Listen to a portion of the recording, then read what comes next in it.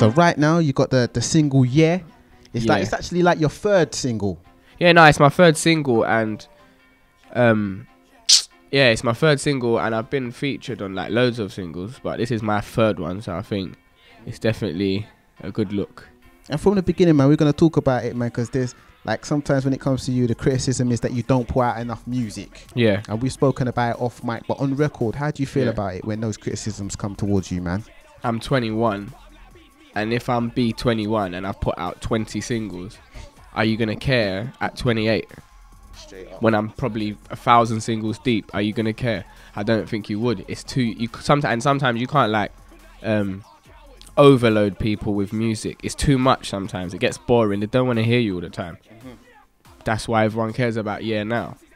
Say no more, man. Keep the fiends hungry.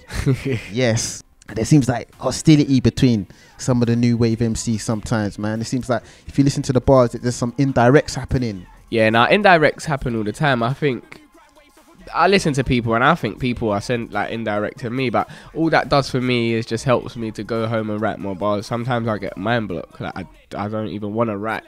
Normal life comes involved and stuff. You forget about music sometimes for a month or two, and then when you hear like someone there, you know, going at you, but they're not saying your name, that just makes you hungry. Just write again. So the warm-up sessions, man, you know, the SBTV warm-up sessions, they've got people gassed. Definitely. Like you spat some of the bars from Yeah in there as well. Yeah, you came with the flow. Like when I heard it, I was like, yeah. I actually said it's completely different, isn't it? Like from half of the warm-up to the other half of the warm-up. Completely different. So like it got a lot of people gassed, but at the same time, man, there was some dislikes though. Yeah, but you know what I've realized with me as an artist, like I think people care and talk about me so much that it turns into hate. But you actually love me though. Do you get what I'm trying to say? Like without being big-headed, like you actually need to say something. It's either going to be a like or you got to say something. It's part of the game, man. And when Yeah video comes out, there's going to be probably 100,000 dislikes because there's so much to comment on. That's how you keep the views coming, innit? And Preditah produced it as well. Yeah, Preditah, produced the single, definitely. man. How did the link up happen, man? Like I've known him for a couple months, obviously through him coming through producing, and then like I realized everyone wanted to vocal his tunes, and I thought, let me wait, let a lot of the artists do their thing, and then instead of saying Preditah, send me a beat and get the beat that everyone bangs on radio, go home and make me one. Do you know what I'm saying? So this was tailor-made for you. Yeah, it was made for me. No one else would have it or got their version unless they've, I don't know what they eat. Don't know.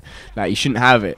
So, yeah, man. So your first CD, was it first? Problem Started was yeah, the that's first my only CD. Problem Started. Only CD out of the moment. I've got a couple free things, but that's like 2010. But I know some people, they tweet me today and say, I'm listening to Blue State of Mind, or I'm listening to Best of Kozzie Volume 1. Them things there are like put together tunes, like anyone can do it, but people care about it. And a lot of people are waiting for the next CD. You know, they care. Like they want the next CD. But, you know, off mic we've spoken about you're not really thinking about the next CD. You want to write a lot of singles. I think I need to do more solo songs because it's all good doing 12 tunes. I could knock out 12 tunes in one day. But I think I need to focus on my best tunes, the best tune, like that tune. So like you got like single. Some people tweet me and say that's the best tune in Gram I've heard all year. Some people might say it's shit, but it's all about the one tune, innit? Make them play that one tune. DJs will want to play it, clubs will want to play it, and I suppose as well you get more money off one tune in a lot. If you get what I'm saying, like some people don't like walking into the shop. Like Problem Started was £10. Not a lot of people want to pay £10 for tunes these days, but I guarantee you they'll pay 69p, 79p for one. So it makes sense, doesn't it? And it was planned as well. Like you kept the single back for a little while to keep the fiends hungry, and then you know when you put it out, a lot of people. It was all due to change it. Like it was due to change in management as well, like joining new management and stuff like that.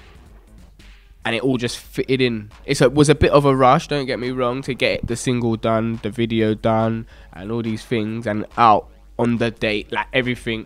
But it's happening, it's working. And this is the new management that you got, like Sam, Boy Better Know. Like he's behind, he manages quite a few members in Boy Better Know. So Is this your first management? No, it's my second. Like, I was with No Hats, No Hoods at the start.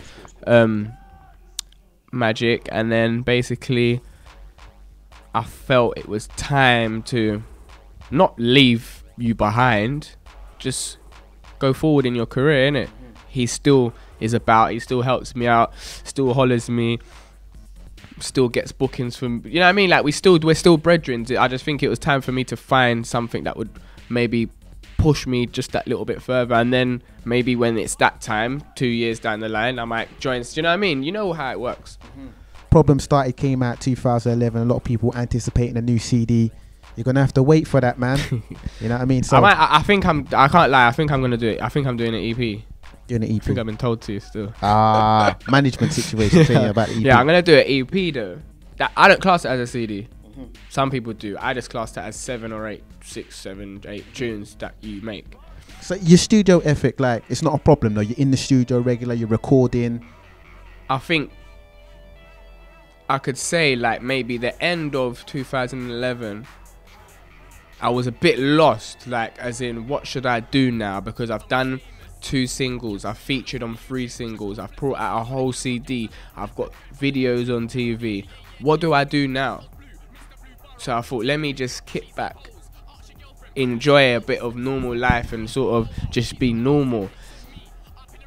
At the same time, I was doing the Lord of the Mics DVD, so that was bringing hype in. So it was like, you're being not lazy, but you're alright. Do you know what I mean? You're not becoming a dead artist. And I thought, when I think February, I said to myself, rah, bruv, like, it's April in a minute. We're nearly halfway through a year, and you ain't put nothing out. But at the same time, you had the warm-up sessions, and you had the clash with Socks, man, the Lord of the Mics.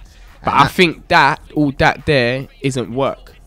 If you understand what I mean. It keeps me out there. Like, anyone, Kozzie on the internet, cool. But to me, as an artist, it's not work to me. Work is when you've got songs and videos and buying. That's work. That's what we do.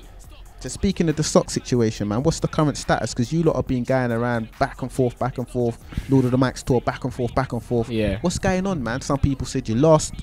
Some people said you won.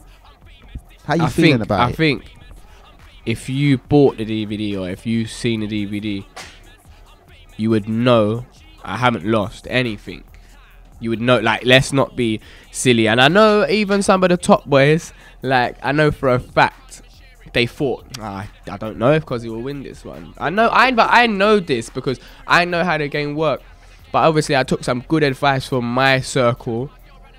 Not got told what to do, but good advice. Went home and delivered the product at the end of the day. I like Socks. I'm not gonna lie. I'm not gonna be here with you and tell you I don't like Socks. I like Socks. I don't mind him. I think he's a decent MC. What you done on that thing, it was a madness. Yeah, and like I went back to the dungeon. Obviously, there's loads of reasons why I went back, and we don't really need to. I don't need to get into them all, but like I went back there for my purpose and other purposes, and you did better. He did better in there. But again, if you really looked at the DVD, if you're really a musical person, you'd say he done better, but he still lost. Was intimidation part of the tactic? I don't really think. I think the first one in the dungeon, like I see a few things, and he was like, because he was with loads of people. But the truth is, I was only with 3 people, and I don't really see that intimidating when you was with a load of your friends.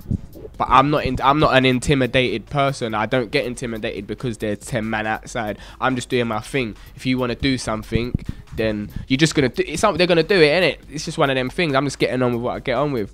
And I think one of the reasons probably why he didn't get through the first clash was because of starstruck. Not starstruck of me, starstruck of everything. Cameras, people, hype. This is Lord of the Mic. It's legendary. Like, the whole thing. And I think it got to him. But because even when I was in there, I'm not going to lie, my heart was beating. Not because of him, but because of this is Dench. Like, if you lose or if you do anything wrong, it affects you today. Luckily enough, I come out the winner.